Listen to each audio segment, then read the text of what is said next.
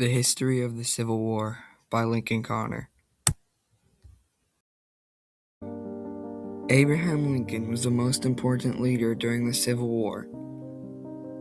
He caused a revolution that kept the country united, which led to a stronger economy and a stronger federal government. He created important reforms like freeing enslaved people with the Emancipation Proclamation in 1863. His choices to preserve the Union and guide the war effort made him the Civil War's most important leader and contributed to political and social reform.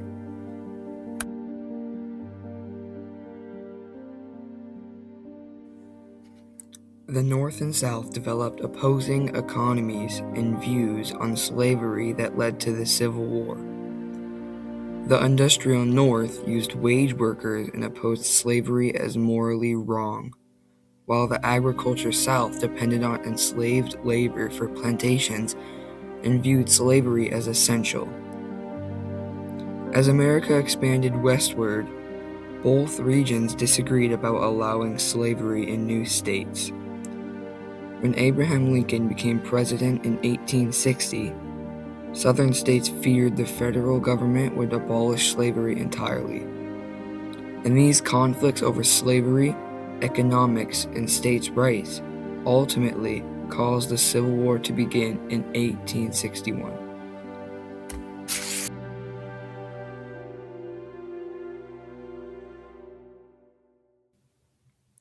The main disagreement was over slavery in new states. The Missouri Compromise and Kansas-Nebraska Act tried to solve this problem, but they failed. Kansas even had violent fighting called Bleeding Kansas. The North and South also disagreed about money.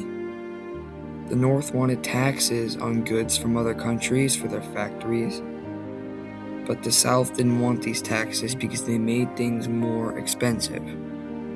When Abraham Lincoln became president in 1860, he promised to stop slavery from spreading to new states.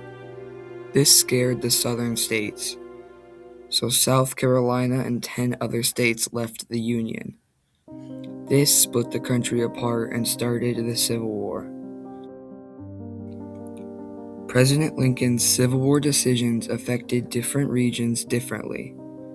The North benefited from increased industrial production and railroad growth, creating jobs and better military supplies.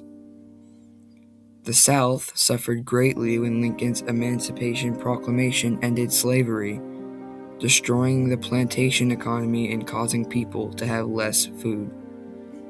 The Emancipation Proclamation also changed the war's goal from just saving the Union to also ending slavery, which gained support for the North. The West kept growing with new railroads, but some men left for war and ongoing conflicts with Native Americans.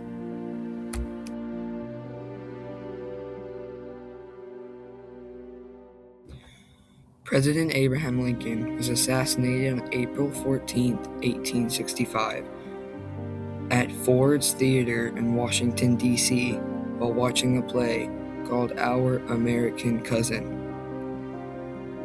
John Booth, an actor, shot Lincoln in the head and escaped. Originally, he was supposed to kidnap him. Lincoln was taken to a nearby house where doctors treated him, but he died the next morning on April 15, 1865. The assassination happened just days after the Civil War had ended. The nation was shocked, and it happened during a time of healing for the North.